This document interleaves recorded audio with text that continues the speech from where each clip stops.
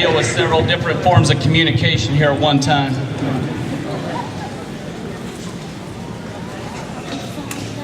John Stuart Mill, in his classic On Liberty of 1859, said of liberty that it is the nature and limits of the power which can be legitimately exercised over the individual.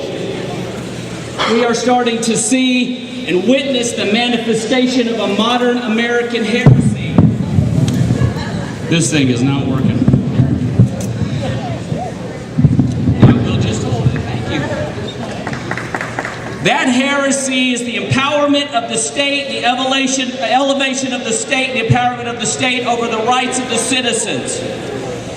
Who is doing this is the power brokers who disregard the American political scripture called the U.S. Constitution. As in Christianity, where the Bible is the measuring rod of what is allowable as part of the faith, the U.S. Constitution is American political scripture. And it is the measuring rod of what is allowed in these United States. The Constitution is the contract between you, the sovereign people of the United States, and their government.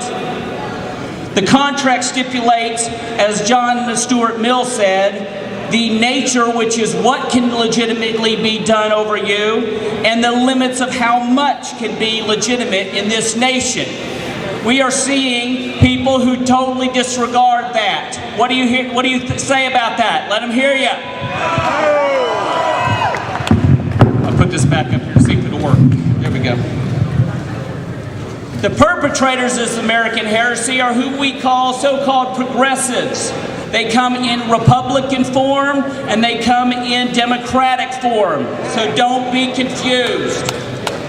To begin our story of decline, we need to look back 2,000 years ago to the Roman Empire.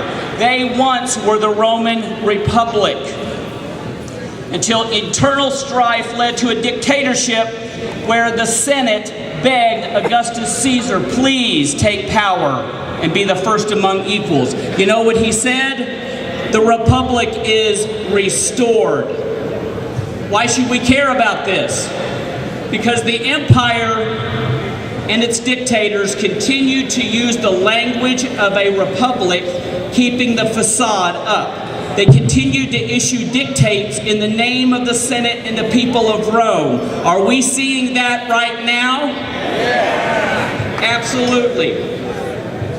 Our founders used the Roman template. The Roman Republic had a consul.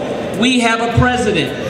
The Roman Republic had a Senate, so we have a Senate. Our president is supposed to represent the entire nation. The Senate was supposed to represent the interests of the states. The House of Representatives, which we added, was supposed to represent the interests of the people. And the judiciary was supposed to represent the Constitution. This leads me to the modern form of progressivism. In 1913, when we had the 16th and 17th Amendments ratified. Before this time, there was no income tax, but the progressives needed your money for their bright ideas. It was sold as a tax on the very rich, and it was 1%, and now it is much higher and affects mostly middle-class families. There's one constant in government. Government will always overpromise the benefits, underdeliver the results, and underestimate the cost every single time. Why do we care about the 17th Amendment? It allowed the people to vote on their senators. Sounds great, except that the states came away from the table. It took away their right to be at the table with the federal government. Now, the state authorities are afraid of losing funding. They get dictated to time and time again because they have become a part of the entitlement state. They are on a form of federal welfare. So they are afraid to stand up for you. State authorities are starting to have a more and more difficult time protecting their residents from a power-hungry federal government. Let's look at some other progressive ideas. The 18th Amendment with prohibition. They decided they were going to tell American citizens what they could drink.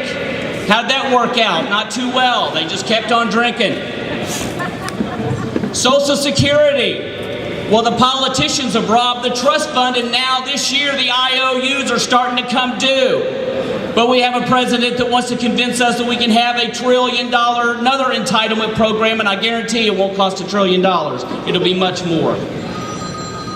What does a progressive do when they have a constitutional obstacle, like the Supreme Court? FDR decided he would pack the court. Let me just put a few more of my judges on there because the judges are just too overworked. That's what a progressive does. They don't abide by the Constitution. They try to go around it. The UN was meant to solve wars. There's still a war. Am I already out of time? Wow. All right, well, let me start to fund this down here.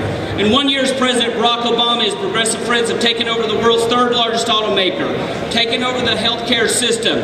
He wants the fairness doctrine, and he wants to tax you and businesses for their carbon footprints. And on July 2nd, 2009, our president uttered these words: "We cannot continue to rely on our military in order to achieve the national security objectives that we've set.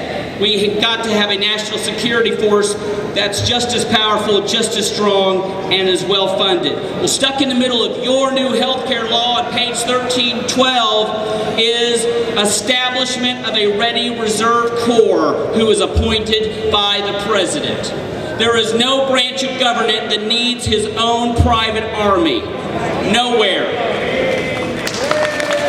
Mr. President, you are not a king. Only tyrants have their own private army, and not in America. Amen. Let me finish with this. They want to bring us to a European socialist model. I'd like to ask our president and his progressive friends, as he called them in the State of the Union address, what in the historical track record of Europe are we supposed to be so hungry for, Mr. President? Monarchies, despotisms, fascism, socialism, communism, religious turmoil, less freedom, and higher taxes. What in that is appealing? Nada. That's why people came here, to be free. And now the pathetic charge that's being leveled against freedom-loving Americans is the charge of racism. And I will finish with this. As a Tea Party activist and a Sunday school teacher, I hold Dr. Martin Luther King Jr. and the abolitionist Frederick Douglass as one of some of my American heroes, because they peacefully spoke out against oppression. Mr. President, the pigment of a person's skin does not matter because there's one race, the human race, so quit lying about our movement.